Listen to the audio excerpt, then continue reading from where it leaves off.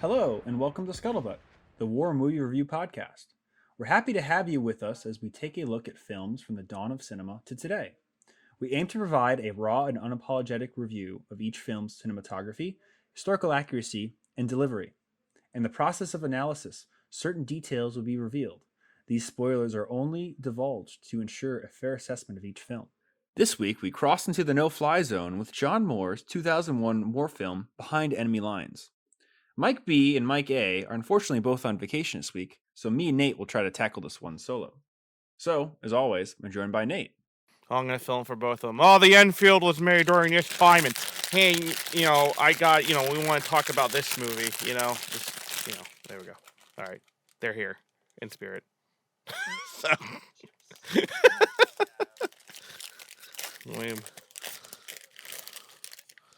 as I literally have, I tell you a joke, and I'm about to like stuff my face with something. Okay, what do I think? Yes, it's rubbing off of me. Well, so I think I'm the one who came up with the suggestion for this suggestion from last week, and Yes, you were. it's funny, going into this after, oh God, 10 to 15 years of not actually sitting down and watching it. I had completely forgotten bits of this movie, and I think a lot of that has to do with seeing it on TNT so many times and missing the whole entire first half hour of the film that I don't have any recollection of the whole full first half hour. So, I'll preface with this. A lot of Yeah. people might be like, ew, Behind Enemy Lines. And that's how I thought about this. But it is a war film. It's based on a true story about a guy that was shot down over Bosnia in '95.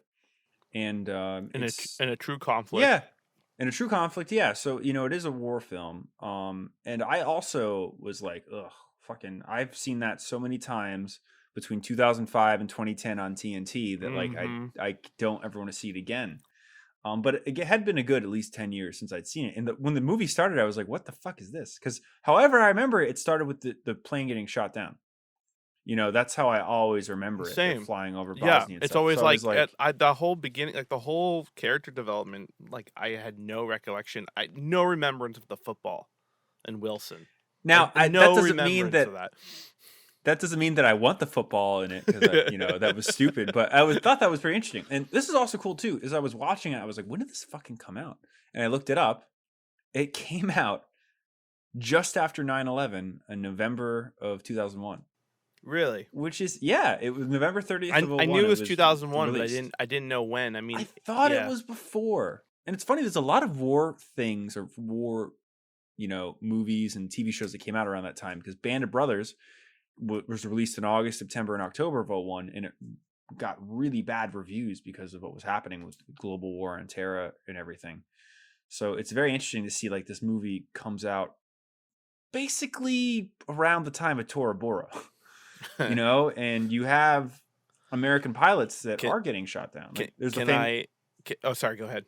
There's a one famous story of there's a one guy in Afghanistan, right around this movie came out. Fucking, he did a bunch of extra passes on these tallies, and fucking he ran out of gas and had to land his F-16 on a fucking Afghanistan rural highway, and all they had was an M9 to defend it.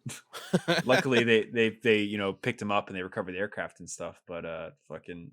That's the shit that was happening because this was in theaters, which is it's pretty crazy, because it really feels like it was shot as a peacetime war movie, definitely I got the vibe it was definitely pre-war on terror. Yeah, but it's very interesting how it was released just at the beginning, and I really think that set some tone. Can I tell you something that I felt though with this movie that it resonated with me a lot? Is just like Fast and Furious? No. Well, I haven't seen the original Fast and Furious in forever, but no, that's not what I was going to say. Kind of into that extent, but I'm going to say these movies to you, and you tell me if you could see this. In terms of cinematography and music, all I saw was Matrix, Bad Boys 1 and 2, and there was one more. Maybe Born Born was 2002. Oh God, when was Born 1? I don't know. Point is that for those 3 movies, the cinematography and the music and the textile all comes from that to me.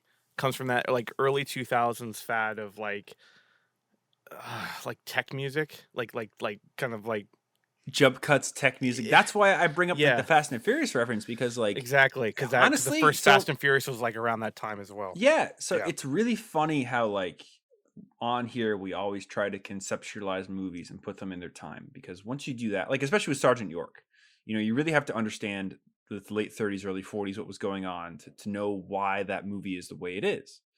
And as I was watching this, I was like, motherfucker, I'm doing this to a movie I watched when I was a kid. Because I'm like, this is totally a product of its time, the, Mm-hmm. early aughts. Mm-hmm. And that was just like Just what was before popular. just And before it, 9/11. yeah, and it Yeah. literally was like, I don't know, it was very strange. I'm in my late 20s. And like, it was just very strange to watch this and like be like, yeah, that's like, of the era. And I'm like, that's my childhood. Like, like it's just funny to like conceptualize something and be like, yeah, that's oh fuck. It is. So It's so funny just to because going back and watching this and just hearing the music, I'm like, this yeah. is this is gold. This is Tomorrow Or Never like Dies. yeah, or like This when is they're like, and oh like that yeah. kind of style of Yeah. cinematography as well, like the early Especially when 2000 they're like, James we're getting Bond. shot at, and it's like all of a sudden all the jump cuts and like the quick Yeah, yeah, that was it was interesting, but it's got that, early late 90s, or like, oh, Charlie's Angels. That's yeah. another one that's just like this, Well, that's why I And said like, like Bad Boys 2 or yeah. 1. It's the same era. It's like that Michael Bay. I mean, although, however, there are not as many fireballs in this movie as I remembered. So No. that was interesting. And the for the most part, the ballistics and the CG for that is actually really really good within this movie. But we'll get to that in a sec. But one thing I kind of wanted to touch on was we this was also this conflict is the same conflict as No Man's Land, correct? Yes. Yep. Okay, And so these it's were our came out around the second. same time too.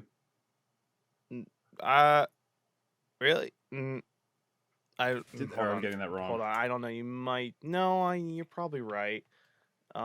This might actually be the same time. Hold on. No Man's Land. Yeah, you're absolutely right.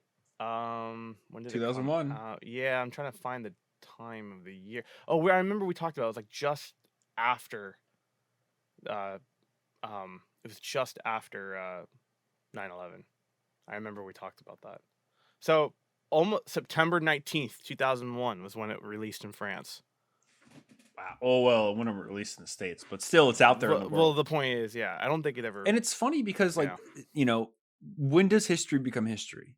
Historians say 25 years. But when do they make a movie about shit? A good 5 to 10 years later. So like just in the early We'll 2000s be is like, seeing Ukrainian stuff in the next 5 to 10 years.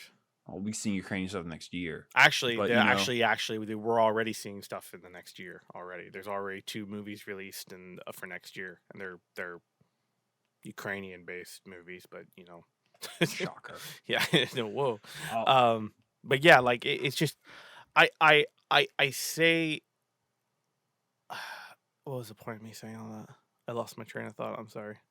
good job. I know.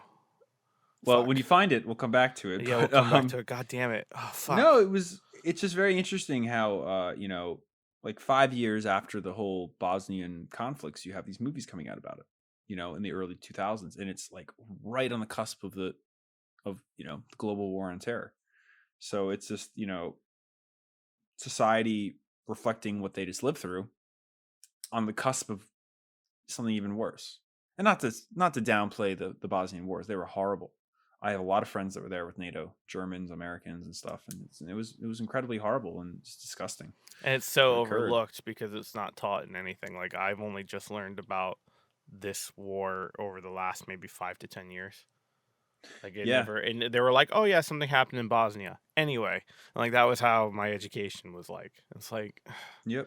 wow. It's All interesting. It right. was like Tito died, and then 10 years later, they all fucking murdered each other, and Yeah. that's still kind of true. But I mean, they're still on edge. I mean, I think it was last year they were talking they're about how still in tensions were NATO. getting high. NATO is still Yeah. in Bosnia Herzegovina. Yeah. They still have missions to stop, fights in the street. And honestly, it's a really bad analogy, might piss off people, but it's kind of similar to Belfast and their fragile peace after the Good Friday Agreement of '99. It's like you've warring factions that There really was don't even like each yeah. other. I mean, there was something even a few years ago Dude, about. there's something now. Like every night they have to lock up peace gates because if not, people will fucking fight. I And didn't know that. it's just, oh yeah, it's bad. It's getting worse too. But we're talking 23 years after the fact, and the same thing is happening there. When is a real?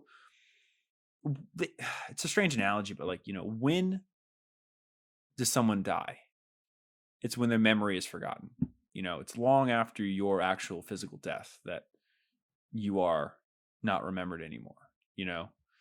So same thing with a conflict like this. It's like when do people heal and just be able to not remember the fact that their neighbor is a Serb, Right. or that your neighbor is a Protestant or something, along those lines. Like there's no set period of time. A lot of invisible things have to happen for peace to be, secured for long periods of time. But it's still something that they're figuring out in certain parts of the world, and Bosnia is definitely one of them. But one thing I didn't like was how annoying because again it's early 2000s stuff. How annoying the main bad guy was. It's like, oh, the tracksuit was cool, but it's just like, really. Oh, are you talking about And he's there from like the tracksuit sniper? yeah. He's there from the beginning wearing the sniper rifle. He wasn't even that bad. I mean, I was gonna mention the actors in this movie are just like powerhouses of action films of that era. Rolling Stone. Except I will say, it's very interesting because I think this is one of the very few roles Owen Wilson's actually playing like an action hero, and I don't think he does that miscast. bad. I don't think he does that bad. Personally, I think he does really bad in the beginning until he gets shot down, and that's when he really shines as an actor. Well, it's because he's not in a studio at that point.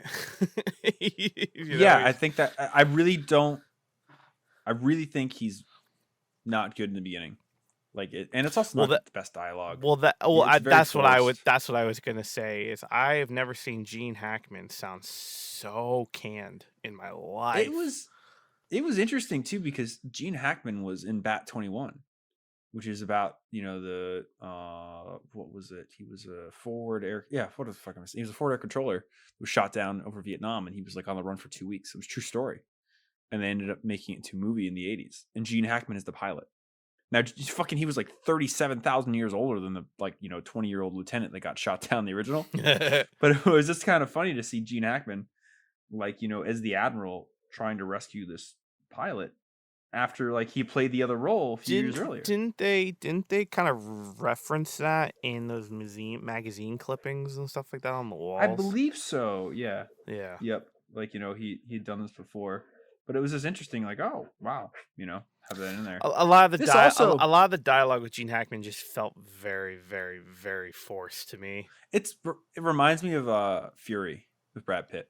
It's like he's being more tough. I will agree with you on some pivotal scenes in Fury. I do think Brad Pitt does pretty damn well on most of them. It's the way it's edited. I would have to say maybe the way it's. I don't know.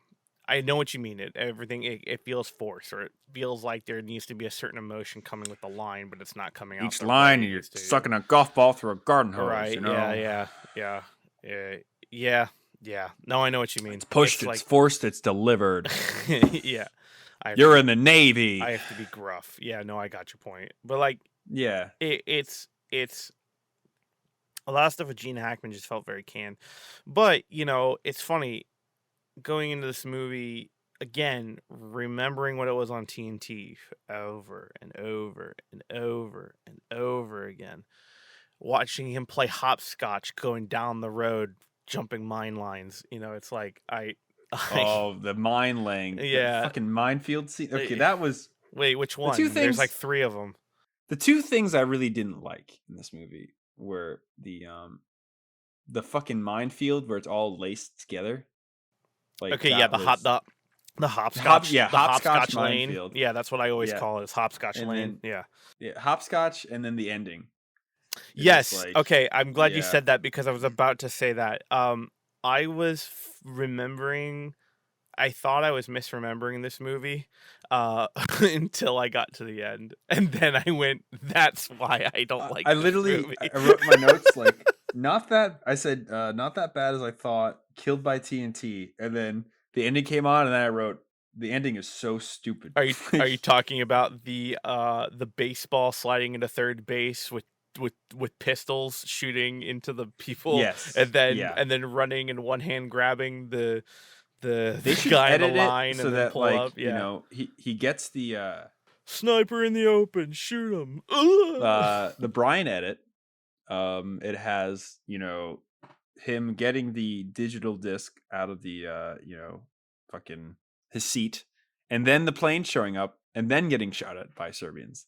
The tracksuit guy just like stepped on a mine. We don't need to see what happens to him, but that whole firefight Oh, was you mean stupid. stabbing him in the chest with the flare? Yeah. Yeah, Yeah. No, again,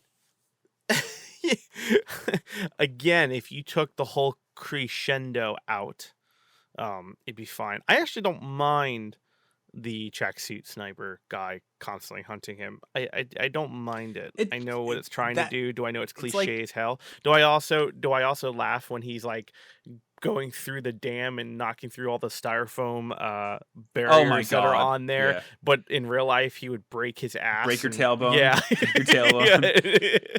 Break your and ass and the like one fly over it and just the start one thing tumbling I over.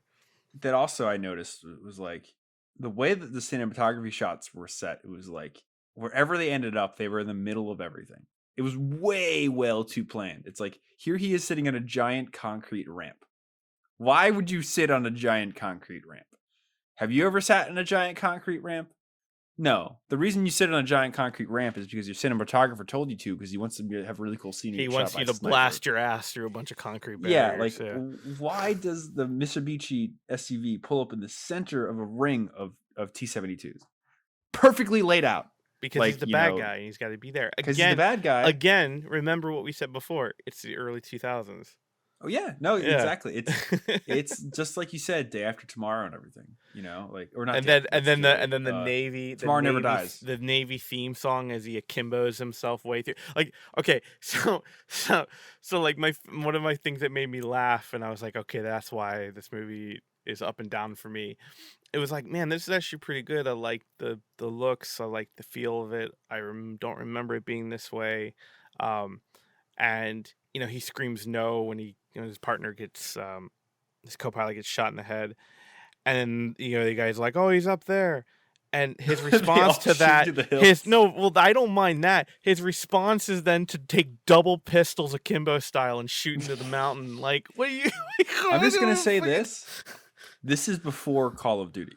No, I know. I know. No. That, But like, what's yeah. crazy is that like this is so early on. Like, I don't even know akimbo. Like, besides Matrix, where did akimbo come from? The Matrix. It's not in Terminator. The Matrix, and that was the one thing I was going to say. Yeah. This is after. So I know I'm going all over the place, but this is after. This has to be. Oh God, when was the first Matrix released? 2001, 98. No, I thought it was late 90s. 99 maybe. I don't know. Hold on, Matrix 1, 99. Yeah. Okay. So yeah, they have influence from Matrix. So slow motion is in this film. It's fake slow motion, by the way, which is very interesting and cool. Just while we're here, yeah, the whole fucking hopscotch scene where like the explosion from 75 feet away is enough to like slowly, push the fucking Serb like through the cyberspace, but it doesn't affect Owen Wilson's blonde fucking locks. He's fine. He's the same distance away from the mines. Yes. And like, yes. Oh my God. And I will say this while we're here too. Yeah. One slow motion shot, or not slow motion shot, but one of my favorite shots from the whole fucking thing was when they have the evergreen, like, and they have they're trying to evade the SAM, and all the snow gets thrown off the tree because it snaps back. That's pretty cool. So I have a question for you. How do you think that was filmed? I actually have no idea. They are I can tell just from watching it and knowing the era. They So this miniatures is or yep. So this is interesting? so that whole flying scene is miniatures Wow. to an extent. Now there are I real did jet see. shots, but Yeah. there are essences of filming down like the wing of the plane or like having that fixed cockpit look of the side of the plane. Those are all miniatures. And that background is a snowy miniature landscape. And when they did that jet pass with the missile, those are miniature trees of snow that are probably matted, meaning that they have a blue screen behind them, and then they filmed CG plane go by and the missile, the particles, and then they did the miniatures in practical, and it works because it's scaled, and therefore you're not having CG snow because even now, 21 years later, anything with particles anything with particles. We're doing a fantastic job in CG, but you can still tell when something doesn't act right. Something that you see maybe a lot more, and that would be like snow or smoke or things of that nature. Things that your brain can tell when it's off because it's not acting naturally. And so that stuff is super catchy for the eye, and that's why people still go back to practical because you can have a miniature tree with miniature snow. The miniature snow will fall close enough to real life scaled snow. So it's very interesting to see how they were combining that all together. And unfortunately, I'm a nerd and I study this, so it's like I can just see it off my eye. Well, So there's nothing like real, yeah, exactly. I mean, like to quote Lord of the Rings, to give reference to Lord of the Rings,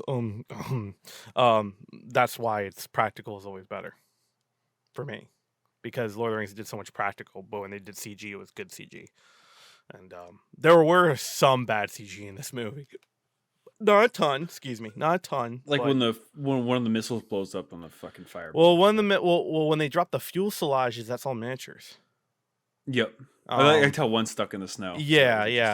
interesting. And then the explosion's definitely CG. And then that wasn't. I was like, okay, that's fine. Um, it was when the cockpit lands on the ice.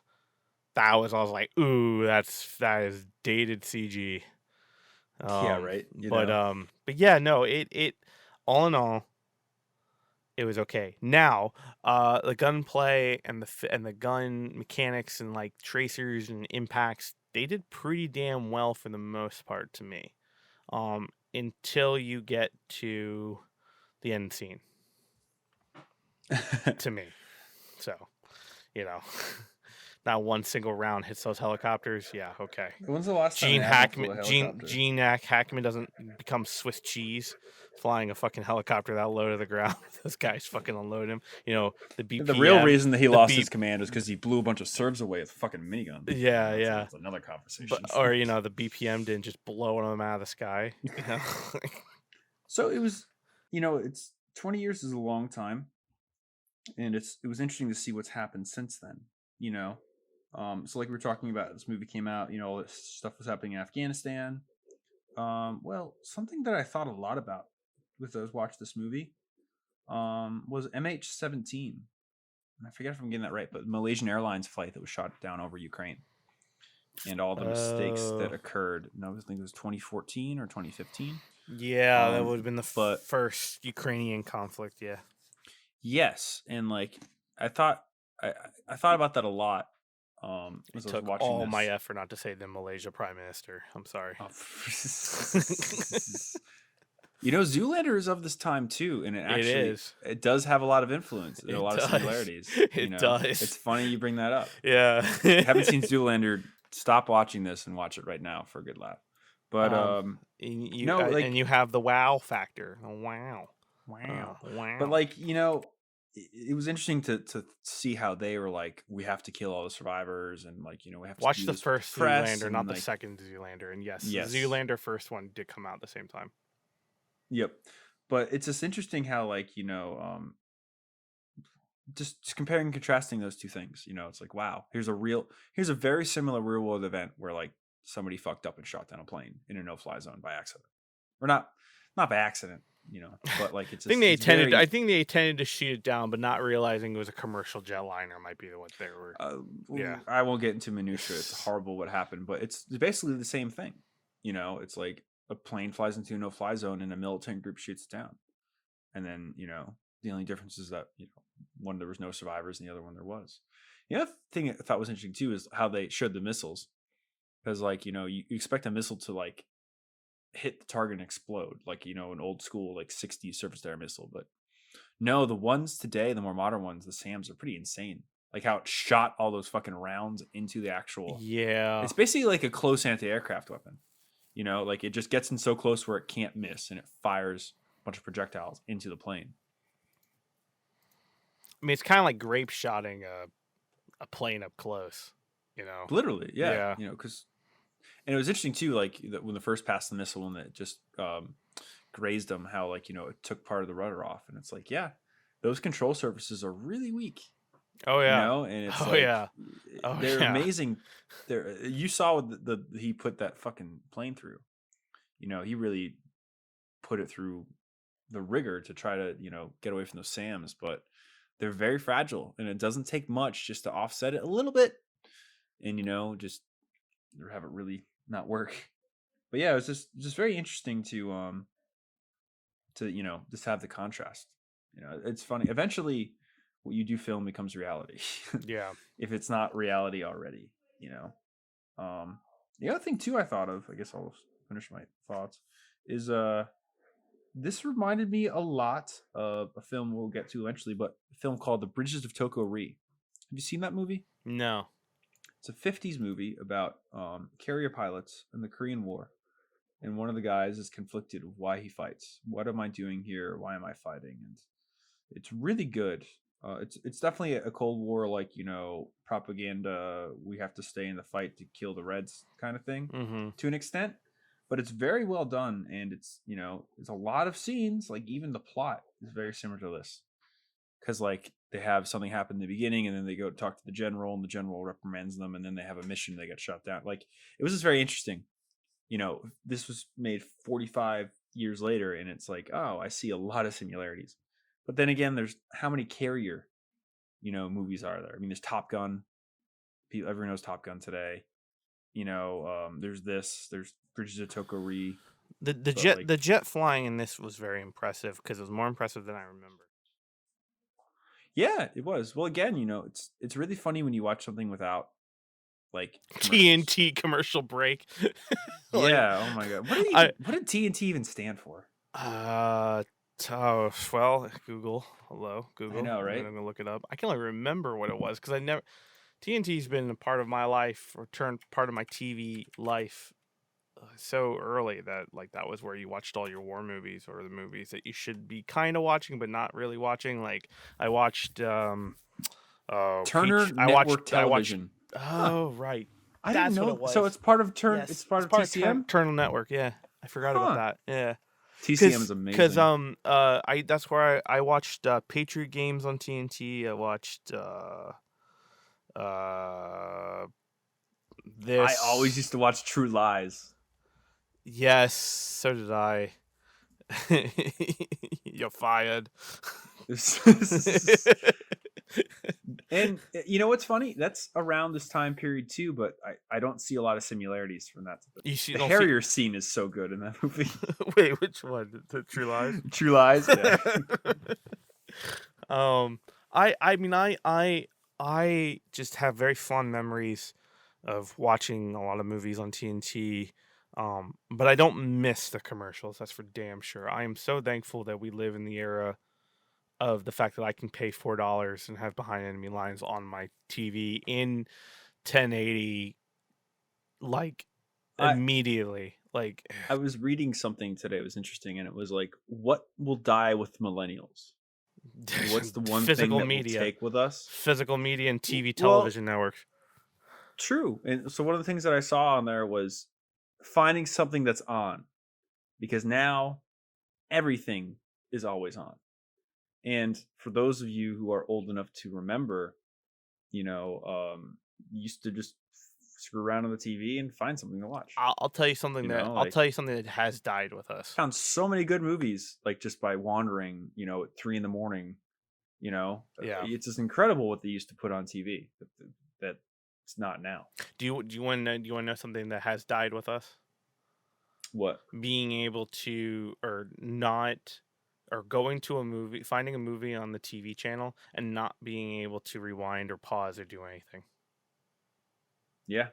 Having to go take a poop fast enough through the commercials and come back without missing the best part of the movie. Waiting for the commercials to get your ho-hos and take a shit. Yeah. So that you have time. And or it's on the repeat, or it's going to repeat in about 2 or 3 hours. So you got to make sure you're there to watch the beginning of the movie. Yes. Yeah, so that you can match it with the ending of the movie. Like that's died with us. that era has died with us. For sure, because I mean, even basic TV allows you to pause and rewind and rewatch. So. Oh yeah, no, it's a different world, and it's media is just consumed in such a different way. That one of the things on there was like going to Blockbuster and getting a new film and an old film that both match. It's interesting, but yeah, a lot of things in this film were just done at a transitional time. Yeah, it's like the late 90s, early 2000s, Matrix, Bad Boys, a bit overblown and stuff, but it's what got us here. And that really led to the very, very, very serious films of the late aughts. Because as the Iraq War and this is before the Iraq War, but as the conflicts grew and more people in the world were sucked into it, war films got a lot darker. And that's what always does happen when a war occurs. You have peacetime, you have Top Gun, or you have this or other things. And then wartime, you have Zero Dark 30. You have The Outpost, you have Mosul. You have, just the narrative completely changes. I do agree with you. But I also think that is a broader change on top of the influence of being in a war. Oh, yeah. Well, slow, broadly change. Yeah. And we'll see how it will change. Well, I mean, we live in a time of perpetual war with everything going on now, but it'll be interesting to see if it does kind of go back to a status quo now that GWAT's kind of calmed down. But other parts of the world are blowing up too. Right. I mean, it'll be interesting to see kind of what the next thing is and how that kind of works. I mean, I will say, in terms of the actual movie, I mean, the thing that is very cliche is, to me, was a lot of the things with like I said, the bad boys kind of mantra, bad guy, or the bad guy is so badass he shoots a mine with a pistol and doesn't flinch. Owen Wilson's able to get out of the compound in a balaclava and no one knows that it's him. I always used to hate that scene, but now I was like, I knew it was about to happen, and I'm like, it's not that bad. I didn't hate that scene until he took it off and looked at the camera and then ran away. Because then the guy's like, "Look, there's the dude." Well, you have to make the idiots in the audience realize. I know. There's a cinematic. Funny, I was just a cinematic thing. I always irks me. I'm like, dude, just do we need to know? I mean, yes, we need to know it's him, but do you have to have it so he's in the same compound with them while he does it? Why can't he walk around the building and then take it off and then run? At least do that. I mean, that's a very nitpicky thing, but that's how I feel about it. Enemies are nearby, can't fast travel. And again, I was fine with Nico Belichick hunting him down on the ice. I have no problem with that. It's just, it just turned into sliding on ice, third base sliding, boom, boom, boom, boom, boom, and Navy music. The music taste reminded me of Gallipoli so much. Dude, the music taste reminded me of my childhood. I remember when there was music like that everywhere, that kind of poppy rock and everything. Yeah, on everything. Pre-emo. Yeah. It was this very, It was They funny how had much they of a had they nostalgia had they trip had I some had in this interesting film. music taste to it. Now, the real band music, like the real like a band was playing the music, that's I had no problem with that. It was like it felt like it was trying to be Matrix and Bad Boys and everything all at once shoved into one movie. The Like, director is interesting. This is his first real film, John Moore. He oh hasn't done really? a lot. He's done like a handful of movies. The last big one he did was the last Die Hard movie in like 2016, Die Hard with a Vengeance or something. Oh, So, that's why it felt so okay. You're right. Yeah. Oh, he did Max Payne too. That also makes but this was sense. his first real film, and working with directors and stuff, you pull a lot of stuff from other things, especially when you're starting out. What is IT? And yeah, I don't know that was his last film, but Oh, it's a you Pierce know, Brosnan movie. wow, Pierce Bronson is dead. Pierce Brosnan's not dead. I thought he died. No, he's very much alive. I swear to God, he died. No, Okay, by the way, your accent's coming out a lot. your accent's coming out a lot. That's fine. My accent's bearable. Fuck you. Over and Oh, over oh, and oh! Shut! over. It was not that bad. I thought Pierce Bronson died. No.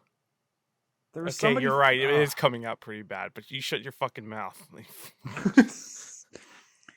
I'll take that back. I swear to God, I thought he had passed away. No. I was wrong. Oh my God! It is coming out hard. Holy shit. Okay, so I lost my train of thought. But no, Pierce Brosnan did not die. There's somebody like I forget. I don't even know why I brought him up at this point. I don't know. I went into this expecting one thing, and I was really, honestly, shocked in a good way. Yeah. Like, yeah, it's got some stupid points and shit. It's slow and cliche and annoying at parts, but I mean, it's slow, cliche, or overly done of the century. But it's but I mean, you have to think of it. It's like I don't know how to describe it. I wasn't looking at this like I look at Hyena Road and going, why the hell did you do this? Why is this like this? Why would you do it? Like, this is cliche, but I don't want to say it's for nostalgia purposes. I'm not shitting on it so hard. It's like it's not the wrong choices. Like I don't know how to describe it, but it's like I didn't come out of this going like literally hating it. I didn't touch my phone once.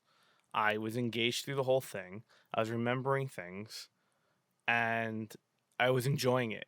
Yeah, there are parts of it where I'm like, what the hell am I? What the hell? But like any movie, I mean, all of them have that. But this, I don't know. I don't know how to describe it. Like, I don't know how to separate from nostalgia and what is nostalgia and what is uh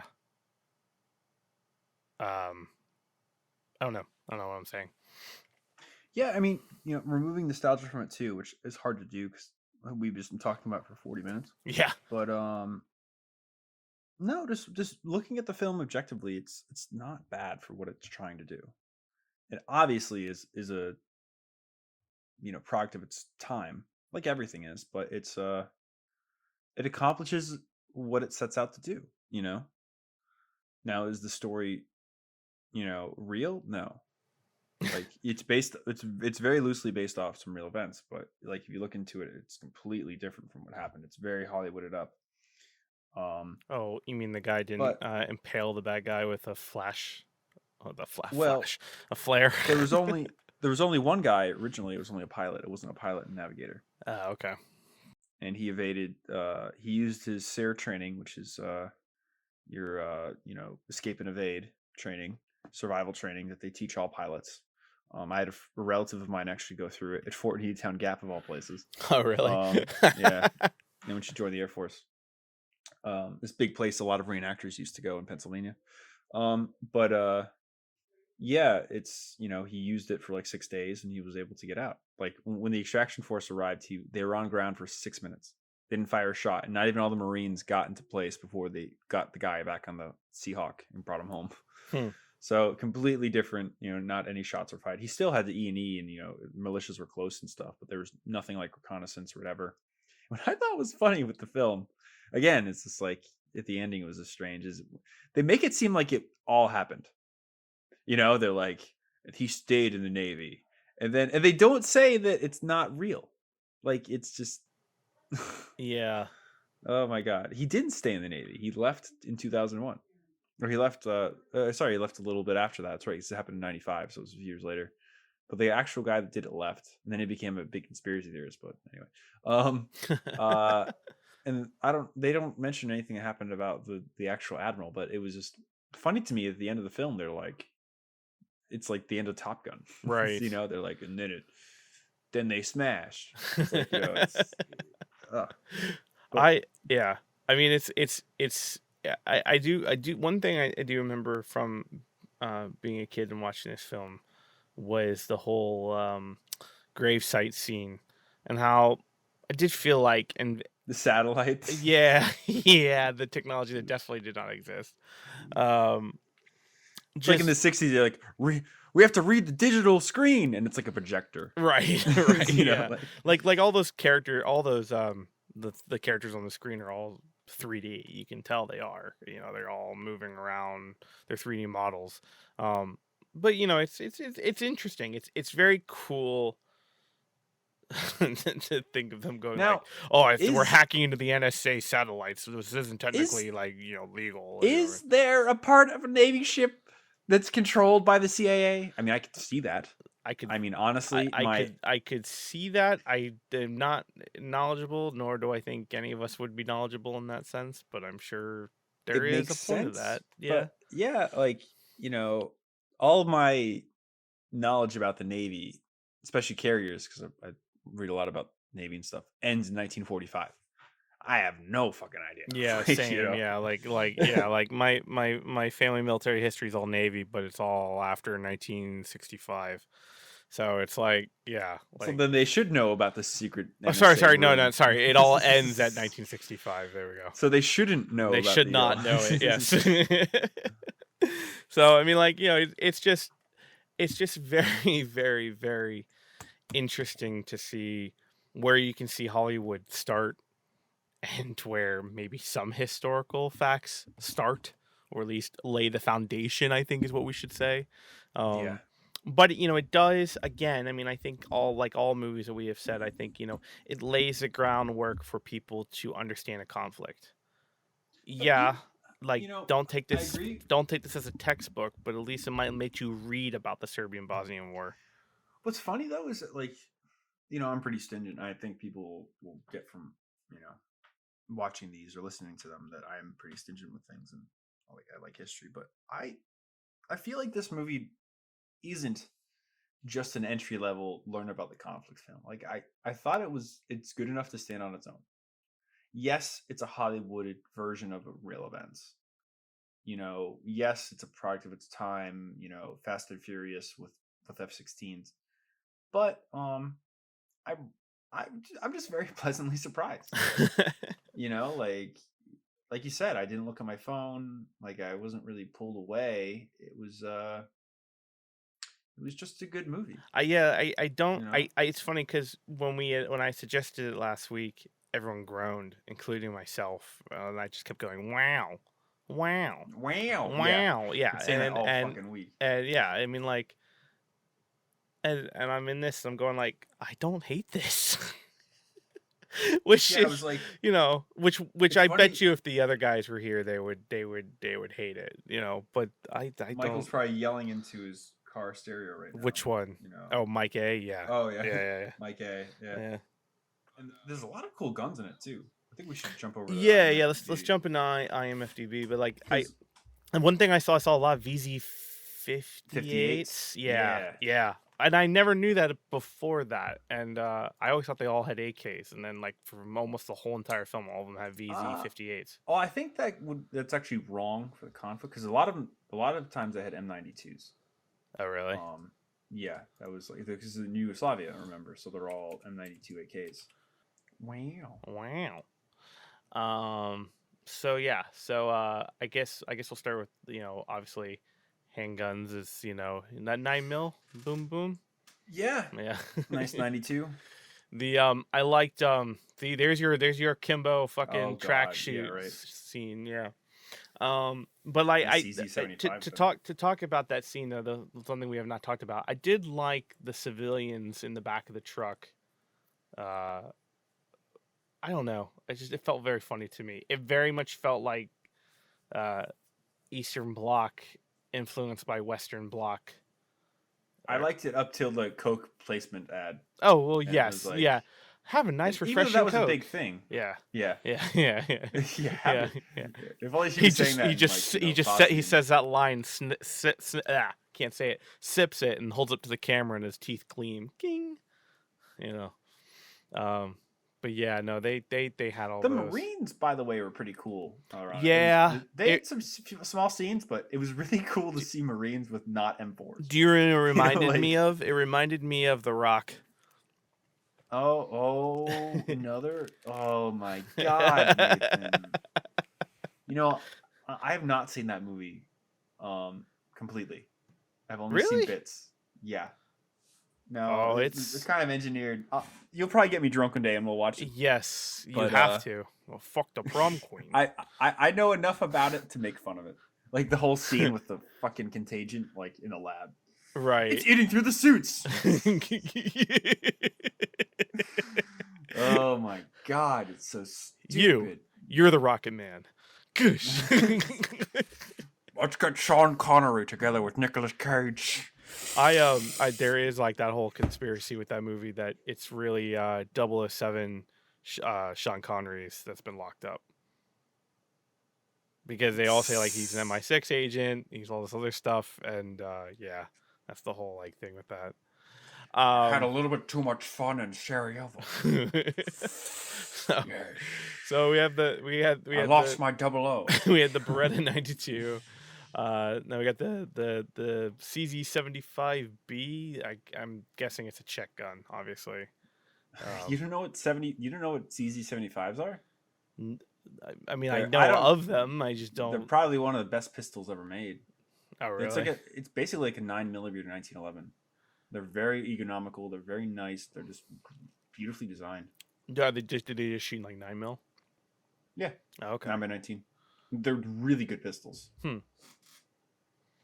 Well, I don't know anything about the uniforms.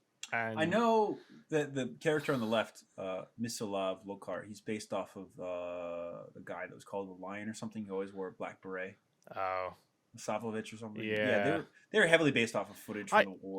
I like that actor. He's always the bad guy. He's always like the Russian bad guy or like the Serbian bad guy. I liked his introduction where you only see his mouth. Yeah, and it's not until he's saying some very smart. Like he's like, we can't fight everybody at once. Yeah, like, this is a smart man. Yeah, very. I like how they set him up. I don't like how they set up the fucking tracksuit sniper, where it's like he's already wearing the rifle. You can see the bipod, and he's on the fucking like Shurikel. What was he? He was using like what? Like I'm sure we'll come to it. Yeah, but I would expect to have like an SVD or something like that. But they wanted to give him some kind of Western sniper, obviously. CZ-52. Wow, those things are so big. I wish I had a CZ-75. Oh, he had a Sig Sauer? Really? Oh. Ugh. That explains it. Sig Sauer 3000. So stupid. I hate. Yeah, I don't like that. But remember, polymer was a new thing at this point. Well, polymer before 3D printing and everything. Yeah. Well, I mean, polymer is also just. I mean, polymer still is a big thing, but I mean, it was just. This is the beginning. Yeah. Well, the real beginning was the 80s. No, I was going to say the real beginning is going to be the late 70s, early 80s. I mean, but this is when it's just like, if you're going to have a bad guy in a film, he's going to have a composite gun compared to traditional. That is very true, yes. Oh, God. We got a sniper. Yeah. Yeah. So CZ-700. You got a sniper, right? Look at shoot him from a moving helicopter with 2 rounds. Look at this bush standing in the middle of a snowy field, Okay, you are a Hollywood producer. You have to figure out what a sniper looks like. Oh, we gotta make him look like a ghillie bush. suit, a camouflage face, and like a camouflage rifle. Like some peat moss growing off it, some shit. Now you just sit here, and we're gonna shoot you. When we say stand up, you stand up and you get shot. Okay, that's how it's gonna go. Oh, some of the low ready carries. Yeah, the low ready carries were kind of ridiculous. I like how the sniper is front of the whole entire squad. Well, because he's got the coolest rifle. Yeah, so. I know. I did like the French soldiers. That's well, you know. With the FAMAS. I know we've had a lot of American. Is that a FAMAS or is that P90? No, they'll tell us. That looks like a I have to tell the angle, P90. but you know, we've had a lot of American films on here, so we want to get back to some foreign films, and I don't categorize this solely as an American film because there's a lot of NATO in it. Yeah. You know, so it's a nice segue back into like some more broader conflicts. Well, one guy had the Dragunov in the back of the chasing him back. Dragunov. Yeah. Yep. Too bad they're like tan and water. They're like what, $6,000 to $10,000 now? In the States? Yeah, in the States. Yeah, because we can't import them anymore. I love one. No. My SVT needs its son. MP5s for days. I did like that. You said you liked that too, right? Because of oh yeah, it didn't have what'd you say? I did not like the one-handing the fucking MP5 though. That was annoying. Well, what you choose, akimbo or one hand? One hand. I don't like akimbo. It's just so I like the blood shit. I've seen too many I've seen too many fat reenactors running around with 245s. I can't take that anymore. You like the blood? Who? What? Oh, from him, from his leg, the co-pilot's leg. I realize that you might not know what that means, or other people might know what that means. But the thing that he hands the Miroslav, the big bad guy, Serbian, is called a blood shit. And they date back hundreds of years in the American military and other militaries as well. But basically, it's an American flag with a message on it in multiple languages. And they got very famous during the Second World War from the Flying Tigers because they just sewed them on the back of their jackets. Because they're like, we're not going to have any issues. Here's something funny.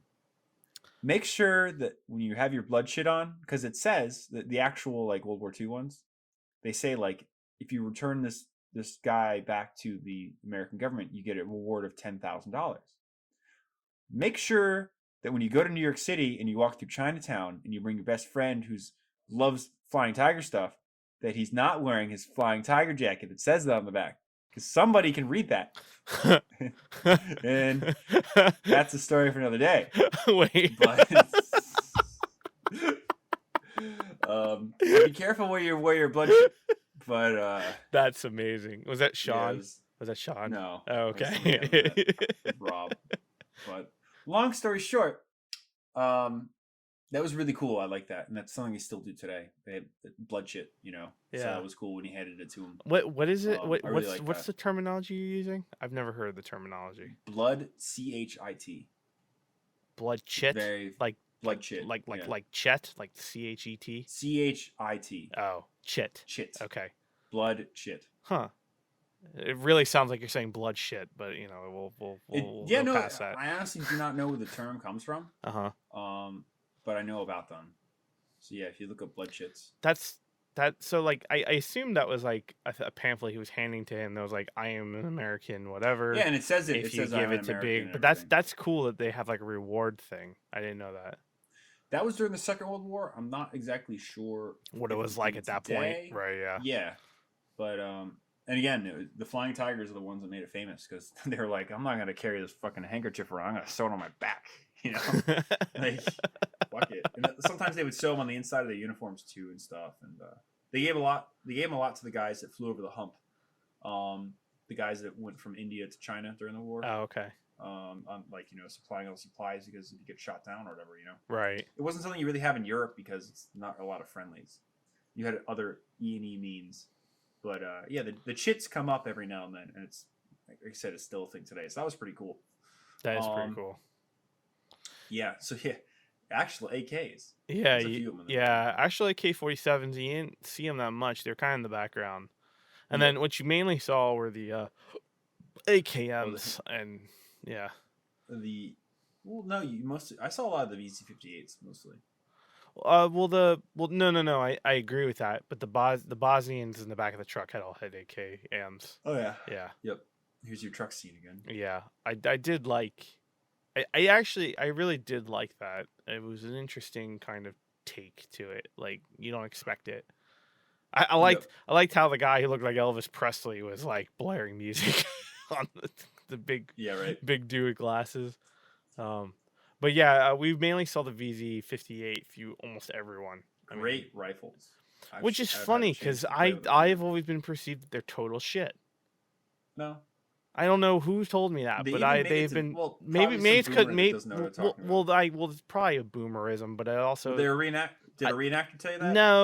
no, I don't remember. You sure? Yes, I'm pretty sure that I think the reason why it also aesthetically looks like an AK, but it's not an AK, so you don't. It's not the AK, so you don't.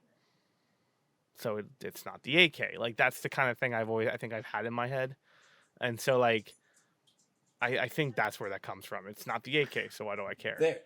They made their way to Vietnam.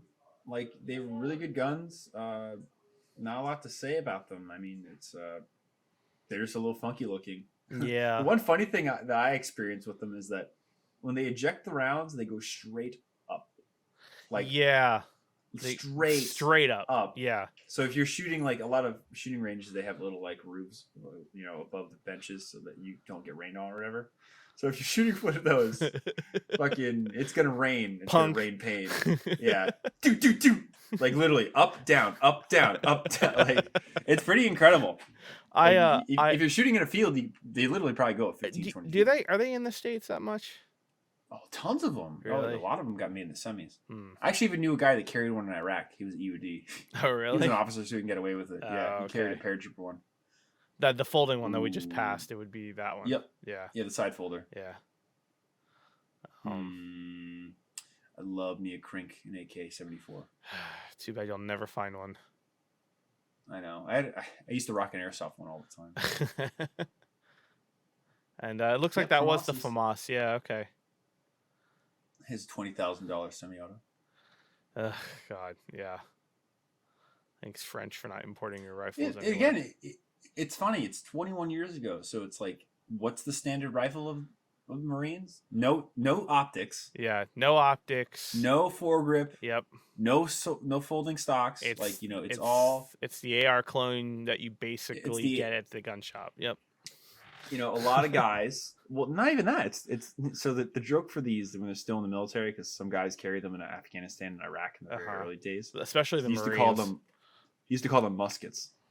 Oh, you fucking guys and your muskets, because they're so much bigger than an M4. Right. So it's funny, like, this is the last bash. Like the real last bastion of the M16A2 was Mogadishu, Somalia. Yeah. Gulf War. Like that was the last time that you blew dudes away with a full length rifle in 223. And now it's all, CQB and smaller size Did stuff. you notice that, now we're on machine guns, did you notice that there were nothing but M2s on these Serbian like little, I love those trucks, dude. Those little tiny little UAZ 369s? Yeah. Yeah. 469 I knew or someone 369? What are they? I think it's 369. It says 469 here. I'm not telling you you're wrong. I'm just telling you that. I could be wrong. Yeah. But what do you call it? I know somebody that was selling one of those years ago. Oh, really? I love them too. I love them because I used to use them all in DayZ. I love the little Eastern Bloc cars. I just really like them. Did you ever? You got to watch the documentary Cars of the People. Then. Oh, really? Did you? I'll have to remember that. Did you ever watch Top Gear's review of all Soviet bloc cars? We're talking about the same thing, I think.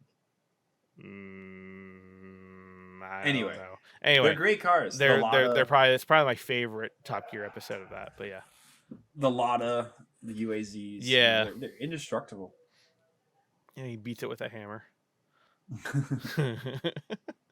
The G3 miniguns. Yeah, the miniguns. Yeah, brought to you from the makers of your washing machine. Yeah, this was an interesting shot. This was the only shot that made me kind of like, it was like a fisheye angle shot, and it was the camera they probably mounted to the helicopter. and It was it was yeah, interesting. it's a very I interesting hated that shot. whole scene where he like We're gonna go down. fast ropes. Yeah. Oh my Yeah. god! Look, Again, the ending is just it's the beast all over again. It's just yeah. You had some tripod mounted NSV. yeah. Yeah, You had RPGs. that's like the modern Dishka. Yeah. Dude's just in the air.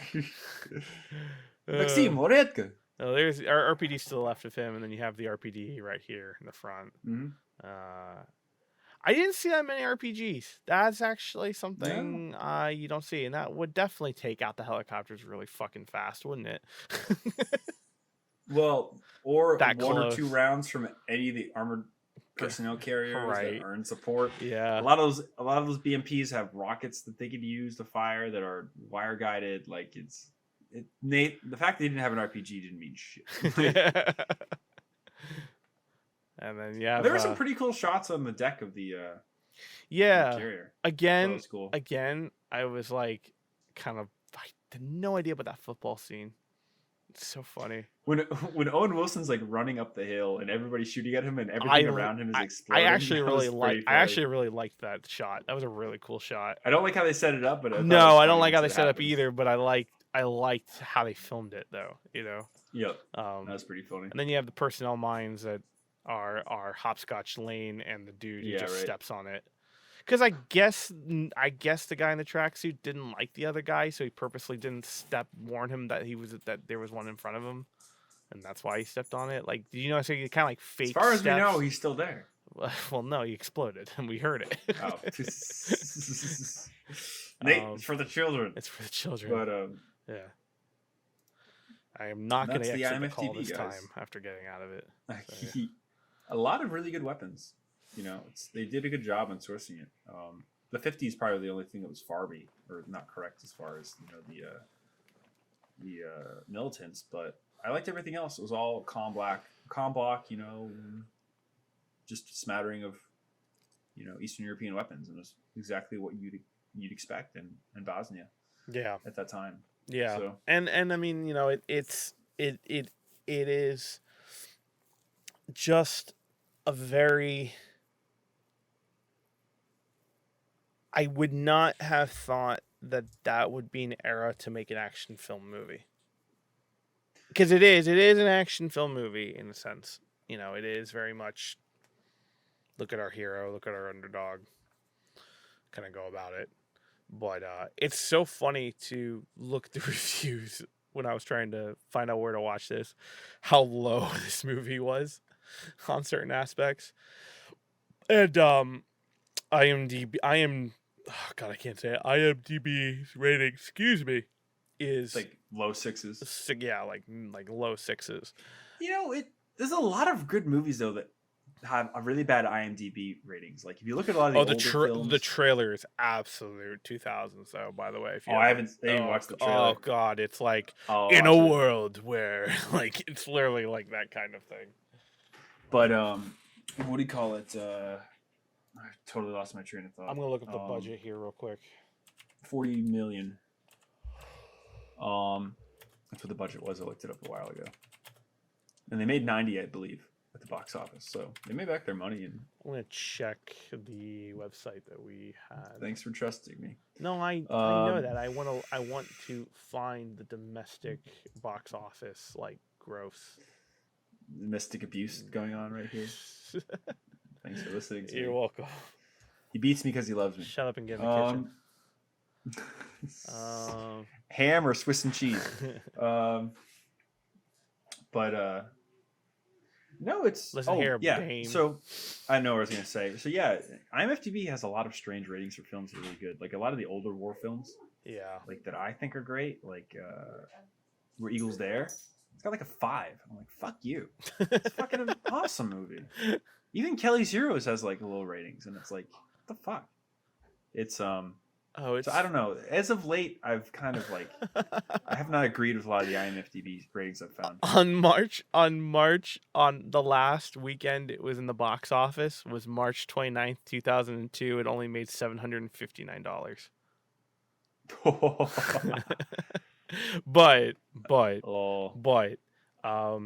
its opening weekend, it made 18 million. Wow. It said here. Well, you know what's funny?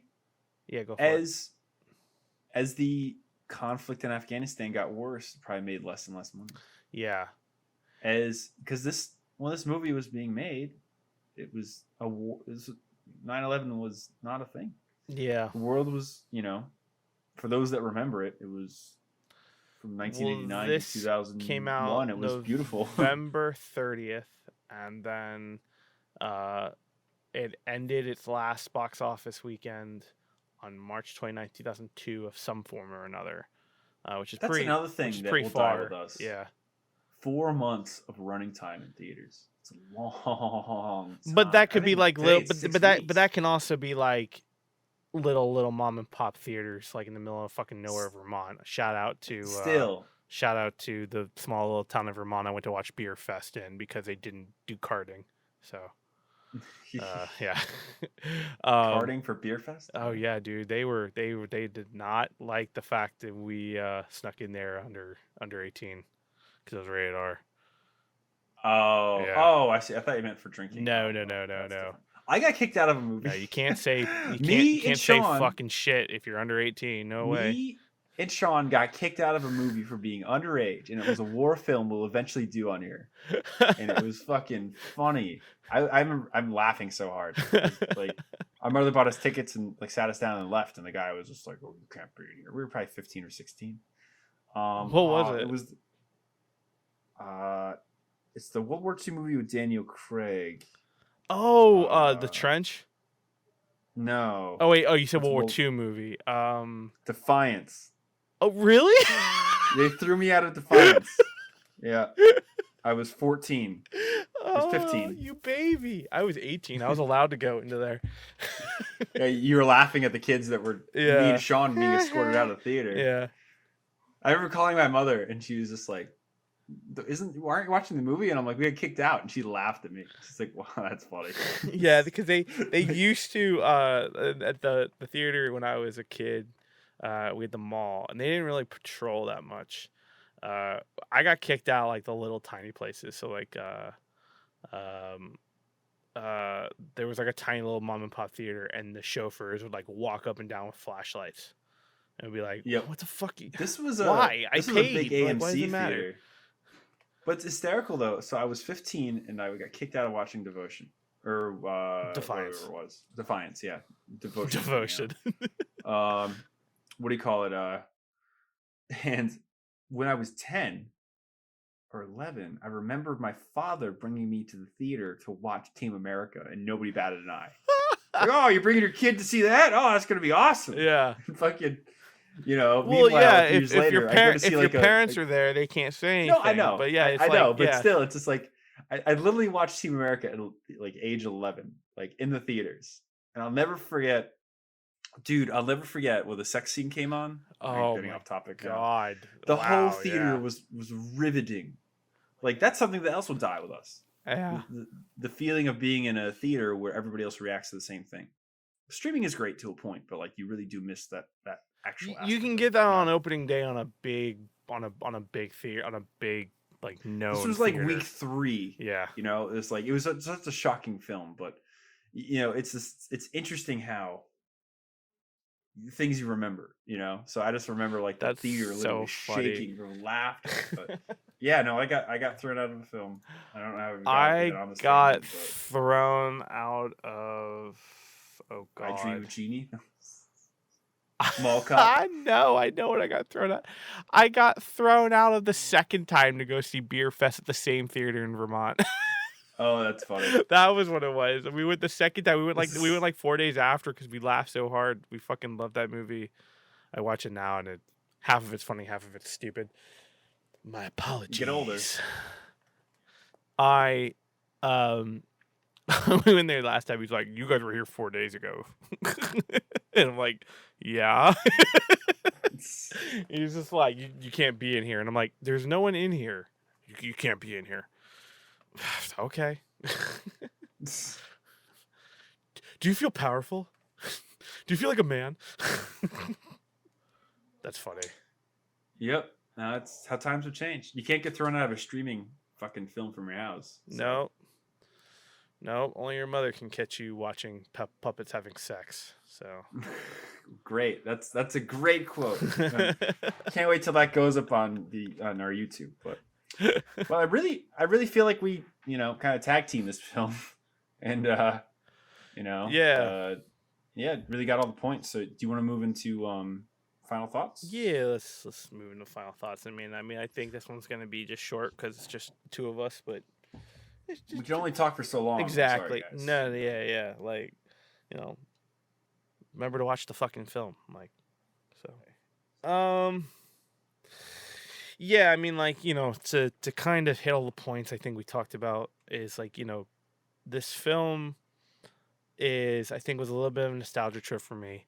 Um, I think, but it's hard to not let that influence what I think of the film. Um, I think a lot of things. Let me start with this: is that the things I really liked about this film. I really liked for the most part, I liked a lot of the practical effects. I thought there were some really, really, really strong mix of practical and digital effects thrown in that really, really emphasized things that you don't really see that much because we still were in the dawn of CG is great, but we can get better with practical at this point. So they went a lot with practical.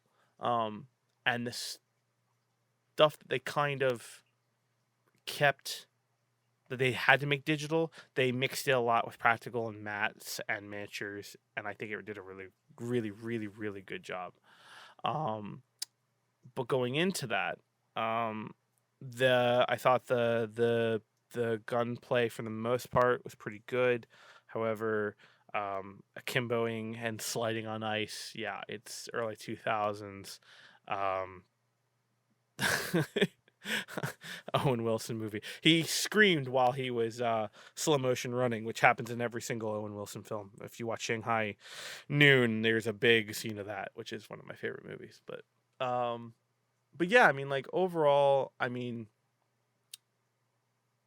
is it early 2000s war action movie? Yes.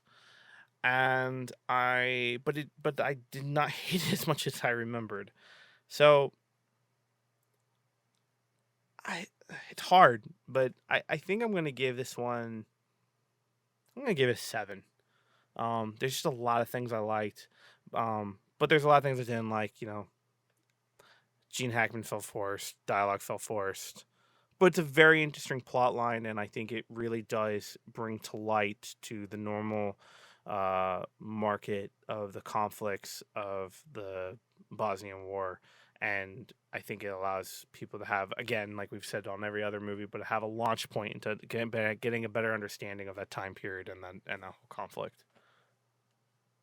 So let's say 7 out of 10 Screaming Mel Gibsons.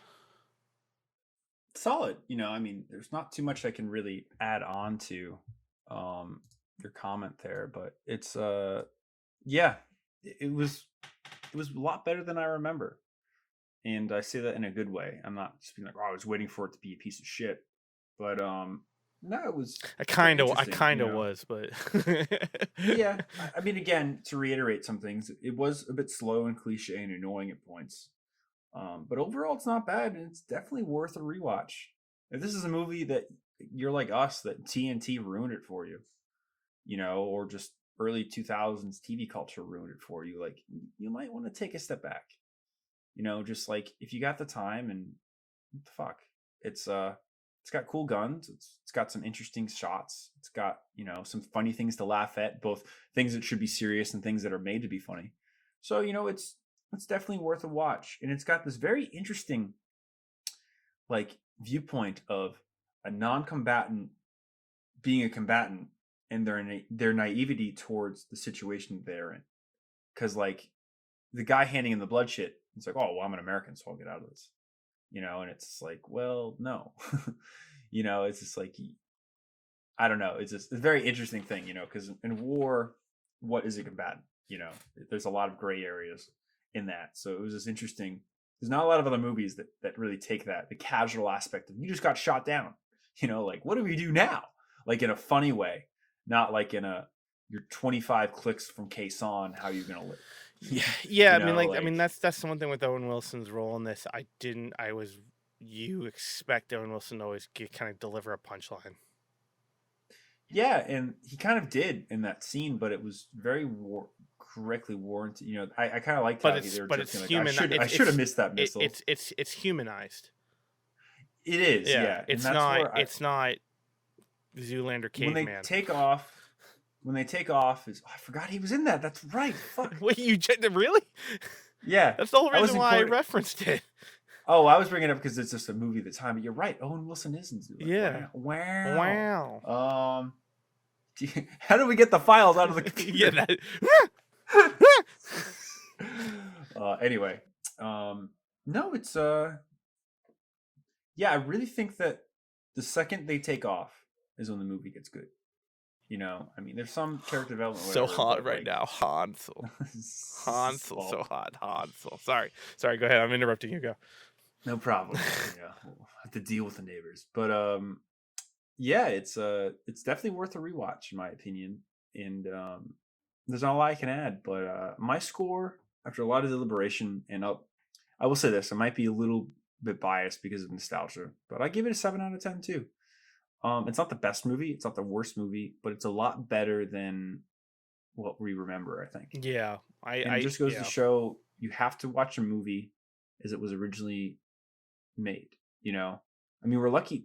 People don't know how lucky they are with streaming that you can get the original unabridged version of stuff. You don't have to sit through fucking ShamWow, you know, and all those other bullshit. Flex Seal. Yes. OxyClean. There, yes, we're gonna put it in the Times. OxyClean and what were the other infomercials? Like the clapper, the clap off, the slap chop, the slap chop. No, it came a little later. You're gonna love my nuts. The Germans make good stuff.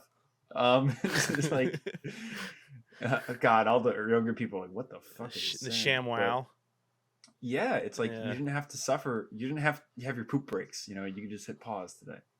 But watching this film in its full entirety, you know, is just very, very interesting. Enjoy church gospel songs on this 26 sounds of Rick James on this 26 CD set. Only yours for $19.99.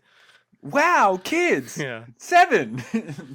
And the moon and the stars, they will shine. God, I don't even remember. Oh my God, I feel like a boomer. Yeah, I feel like a boomer talking about this because this is literally like, you know, I was in first grade when this movie came out. But no, it's definitely worth a watch, and yeah, I'd give it a 7. So putting all of this into the computer that will tell us when the war in Bosnia will end.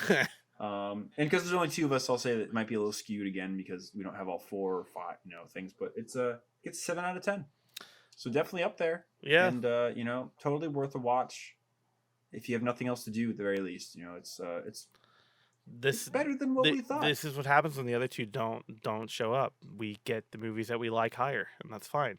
You know, better higher than Hyena Road. Yeah, yeah. I'd be damned to let this fucking movie be higher than Hyena Road.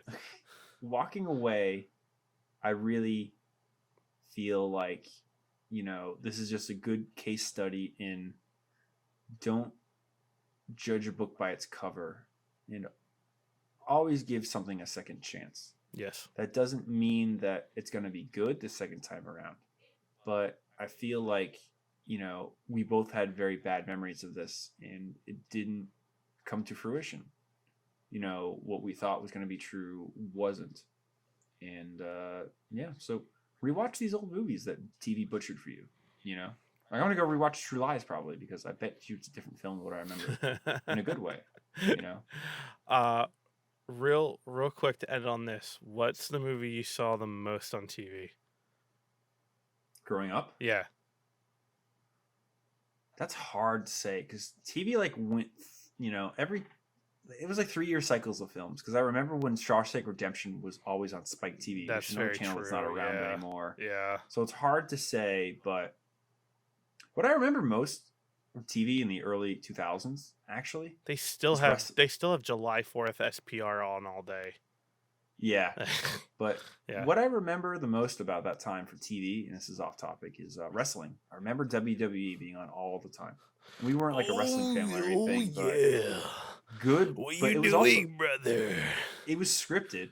Don't get me wrong, but I remember when The Rock was The cream on, of the crop. he was like super big into that, and I remember watching that like late '90s, early 2000s. And I don't like wrestling, but I remember that, and it was something that was just on, I guess. Oh hell I yeah! remember being on a lot. Again, films, I'd say like True Lies.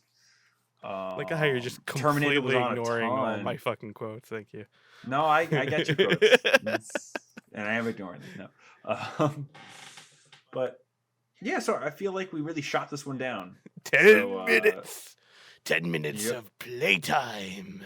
5 minutes. Fuck, I forgot. The cream floats to the top. The cream floats to the top. And on that note, thanks again for joining a Skeleton Crewed episode of. Did your Scuttlebutt. boyfriend put you in that dress? God damn it! See, now you're passing. Fucking. What was the one that they made a big to do about? Grave robber or the Undertaker. That's who it was. Bonesaw is ready. Yeah, it would be the Undertaker, I think. Yeah. You know what else they played a lot Bonesaw is when I was a kid? Spider-Man. So, what? Commando. They played a lot of, and they also played a lot of Total Recall. I watched Total Recall a ton. I love that movie. Yeah, same. Turn off the air. Yeah. Running Man. See, that wasn't on too much as a kid. I don't really. For remember. me, it was. I also, when I was growing up, Netflix was just a thing, and we had it. Yeah. I remember, I watched so many films when I was like in elementary school. I shouldn't have. I remember watching Come at Sea when I was like in 8th grade. Like fucking. That was some problems. To answer my own question. Clockwork Orange, I saw when I was like in 7th grade. Ew. Like I would just find out about these good movies and be like, oh, I should watch this, and be like, wow, I don't know what's happening. I don't know how to feel. I think to answer my own question, honestly, probably Behind Enemy Lines, and yeah, it was on the ton. Mainly on TNT, and then if it wasn't that, The Patriot was on a lot. Oh yeah. Hail our Lord and Savior Mel Gibson, and maybe SBR would never really be running that much. Braveheart was always on. Hail our Lord and Savior Mel Gibson. It was Last of the Mohicans too. They played a lot. Last of the Mohicans too as well. That is a long ass movie with commercial breaks. Holy fuck. I'll tell you why Star Wars 4th Be With You marathon takes all fucking days, because one movie takes about 6 goddamn hours. It's a commercial break every fucking 10 minutes. Oh god, I cannot watch movies on TV. I remember anymore. they played a lot of the early Star Wars films on TV too, or the prequels. Yeah, growing up. Yeah, that too. Yep. I would have to say any war movie really, at least on the channels that I was always get, which is Spike, TNT, and there's Bravo. You would have all the movies I think we just listed over and over again. We'll end it with this. I really miss this. I really miss watching Spike on Thanksgiving, the 007 James Bond movie. That was always so much fun. That is very true. Yes, so do I. Because yeah, you're with these people you don't want to. Because when you're a kid, you get thrown with the other cousins you barely see and stuff, and it's like, what's a medium where we all can just deal with each other for a few hours? James Bond. You know what's gonna happen. You know he's gonna live. You know he's gonna murder a bunch of people. You know he's gonna fuck. And you'll see that's a all you half need. a naked woman, and your sexual awakening comes out, and you see a woman with paint in gold, and you're like, yes. Aunt Karen, I don't care about your cat farm, but I care about her tits. So we're gonna get through the day. Not at Karen's tits, but the golden woman's tits. Yes. Exactly. Yes. We need context there from that statement. We're watching the beginning of Goldfinger. Yes. Octopussy. And on that note, cool guys. We will see you next week. Yep. Wow. Fuck you, Mike Birch. Fuck you, Mike A. Thanks for joining us. If you enjoyed this episode, make sure to leave a rating. Otherwise, Mel Gibson won't stop screaming. If you like this content, make sure to check out our Facebook, YouTube, and Instagram pages. If you want to directly support our work, make sure to check out our Patreon. All these links are in the description below. Until the next time, Scuttlebutt out.